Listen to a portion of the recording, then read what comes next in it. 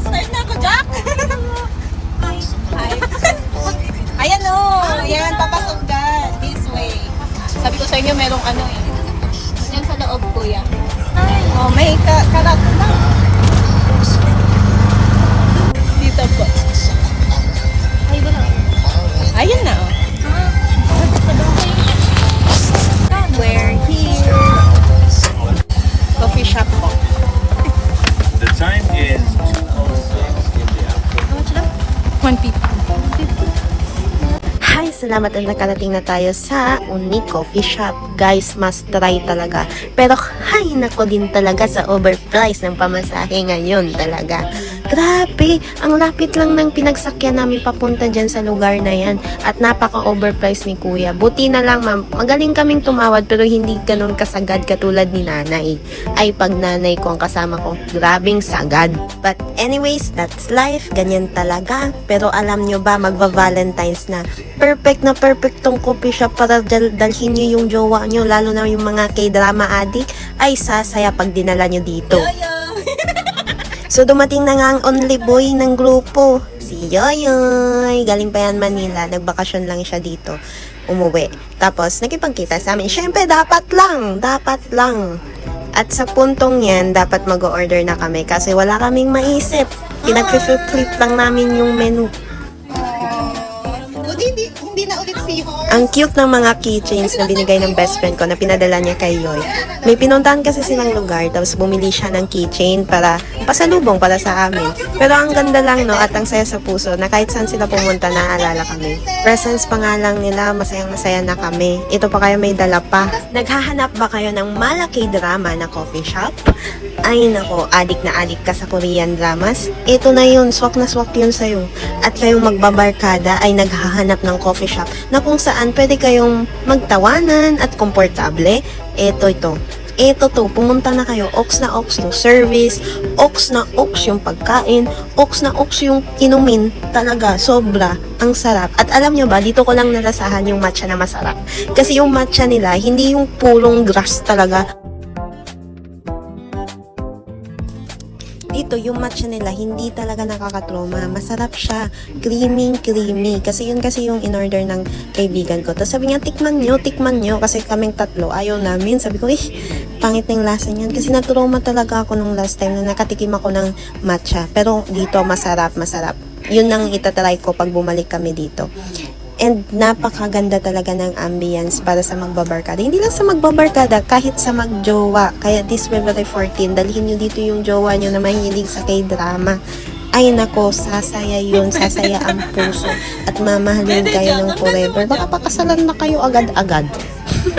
Pero tingnan nyo, the quality. Tingnan nyo, nakakaganda talaga itong place na to. Ang ganda ng best friend ko. Ayan, picture time na talaga kami. Pero yung kaibigan namin lalaki, ayaw niya talaga humarap sa camera. Ewan ko ba dyan? Napaka-allergic. Tapos kaming lahat, napakasaya-saya pag may camera. Picture doon, picture dito, aura doon, aura dito. Talaga.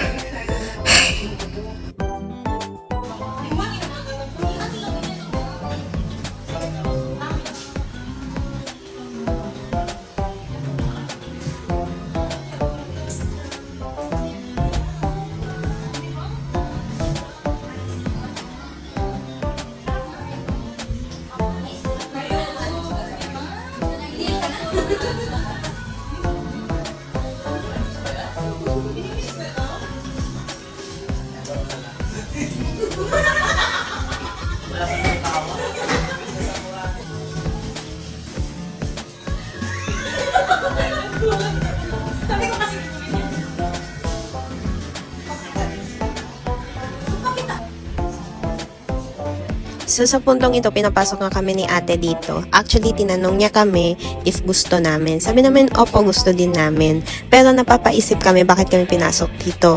Number one, baka na sobrang ingay namin. Pinapasok na lang kami dito, dyan kayo sa loob, dyan kayo magingay.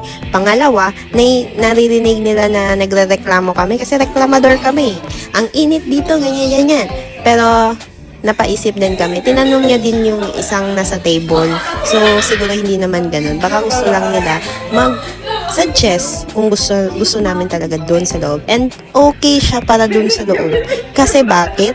Sobrang ingay namin at na-enjoy tingnan yung tawang yan. Sa wakas at dumating na rin ang aming best friend. Sa tagal naming hindi nagkita yan. May susunod ng baby Carl talaga. Itong banding na to catching up talaga guys. Kasi alam nyo ba, once a year na lang talaga kami magkita. Syempre may kanya-kanyang buhay na, adulting na rin, may mga trabaho na sa kanya-kanya or sa iba-ibang lugar. So minsan na lang talaga kung nagbabakasyon yung isa dito. Kahit nga magkakasama kami dito sa Zamboanga, hindi pa rin kami nagkita-kita. Ito, 100% pagkatapos nito ghosted lahat. Pagkatapos na send ang mga pictures, videos, wala ka nang maririnig. Maririnig mo na lang yan pag umuwi ulit dito, tapos magtatanong, anong plan? Nandito ako sa Zamboanga, magkita-kita tayo. Yun na lang yun. At nagkakamustahan sa trabaho, sa mga naghahanap ng trabaho, yung mga, ano ba yung trabaho ninyo, mga ganun. Yun yung mga toka-toka namin talaga. At nakakamiss. At sa punto nga ito, pagod na sila sa kaka-TikTok. Siyempre, walang uuwi kung walang TikTok. Siyempre, pagkatapos nun, hindi kami uuwi pag hindi pa gabi. Dapat gabi na pag kami umuwi, kaya nang karaoke muna kami. Pero bago kami nakarating dito, may pinuntahan pa kaming isang karaokehan, which is yung Beats and Bites. Pero sa sobrang trending niya at sobrang grabe siya, punong-puno. So, kaysa mag-antay kami ng 3 hours doon bago mabakante, lumipat na lang kami sa KTV dun sa may papasok na ng Pasunangka or Pasunangka na rin talaga yun. Ang cellphone na yung nandito.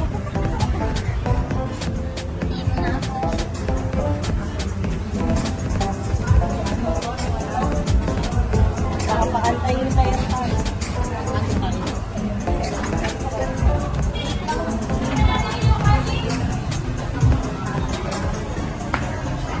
iPhone 16 ba na to? Uy!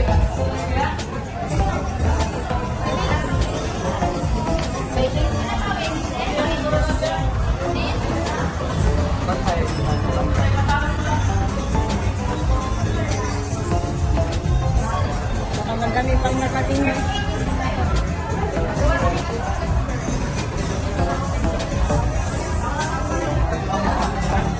Open print. Open time.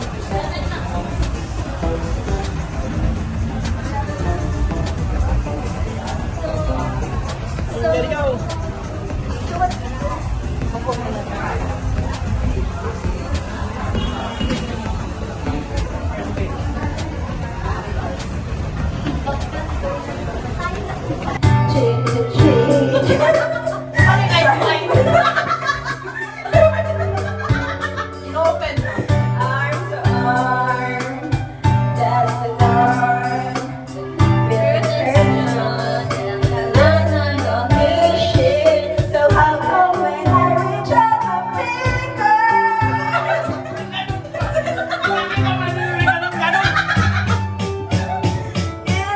So kung makikita niyo ako lang lagi ang kumakanta, sorry guys, hindi na kaya talaga ng storage ng cellphone ko.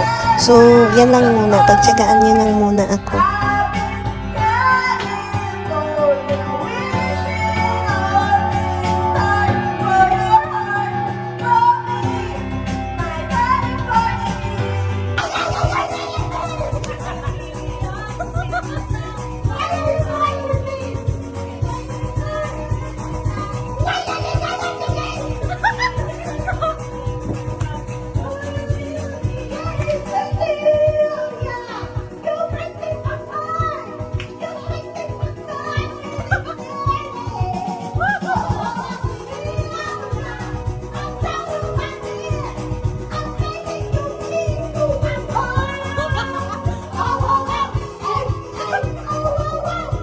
Salamat sa panonood. Thank you. Subscribe, like, and share. Love y'all, everybody. Bye.